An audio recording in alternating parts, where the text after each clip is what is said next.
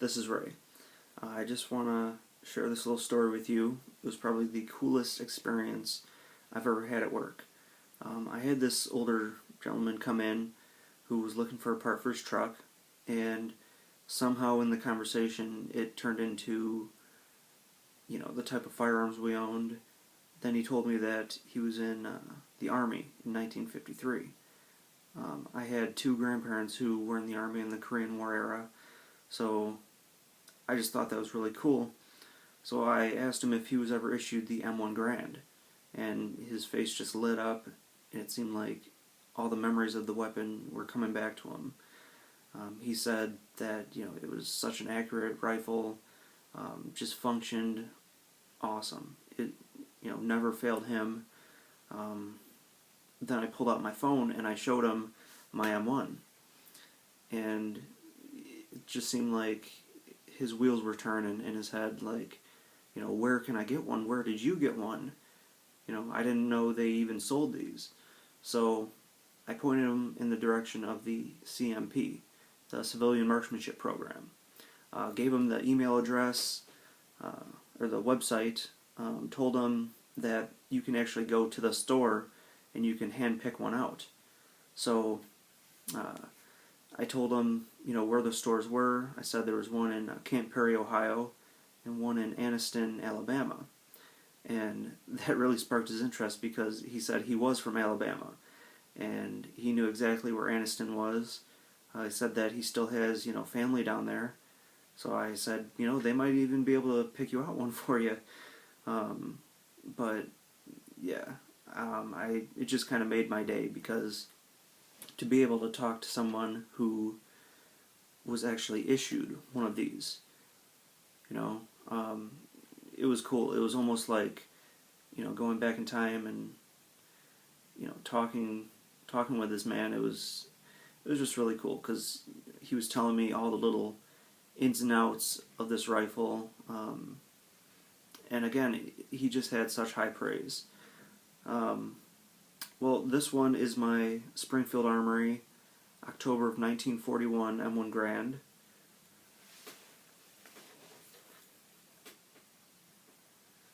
And from what I understand, the actual stock on it is a Winchester, because oftentimes through the armory process, they would swap out components.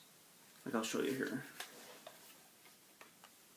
Alright, trigger group on this is a HRA, so it doesn't match the Springfield Armory.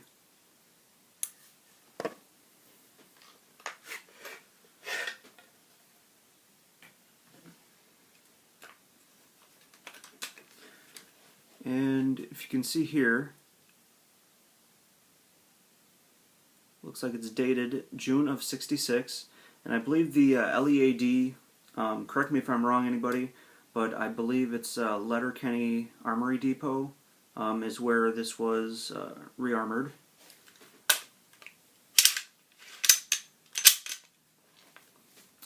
Right, and on the barrel, I'm not sure if you can see it, but it's also dated '66.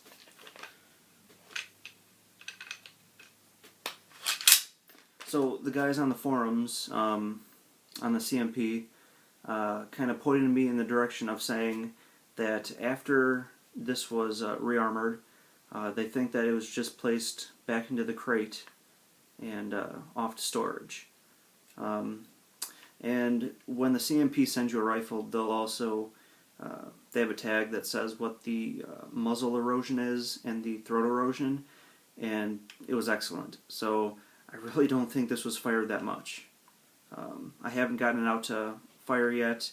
Really excited to, but just haven't gotten the opportunity. So I just hope she's a good shooter. Now, I did get the infamous M1 thumb, probably within the first few nights of owning this. Let me show you what it is. Alright, now oftentimes, you see how I just clicked it back that once? What oftentimes guys would do is they would think that it's locked in place right there. So when they would go to put in their clip, this would happen. Now imagine this being my thumb.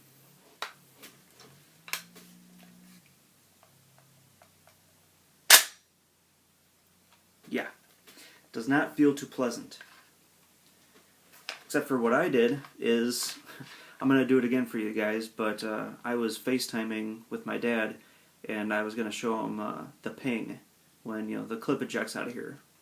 And I had it locked all the way back. Here, I'll show you again. Alright, so right here, you could hear it locks once. You have to lock it all the way back. So now, you know, you can push it down and it won't go. Alright, and here is the 8-round end block clip.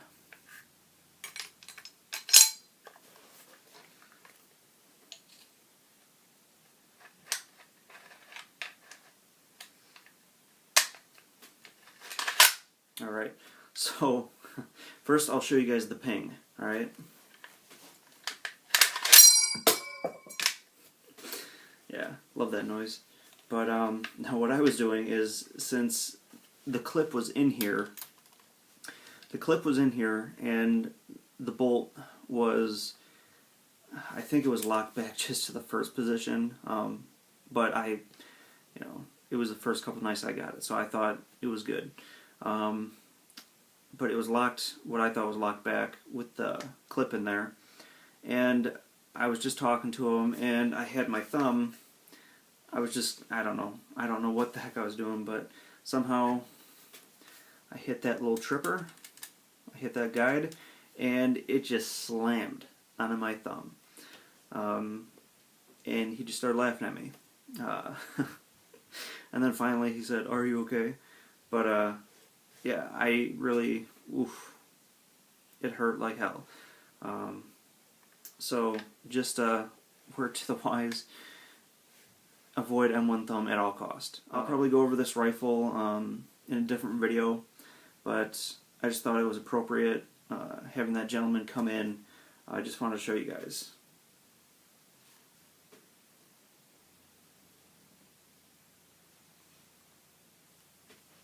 Alright, thanks. And if any of you guys have Instagram, check me out. I also have more guns and some like shooting pictures on there. Check me out at RayRay3866. Alright, thanks guys. See you later.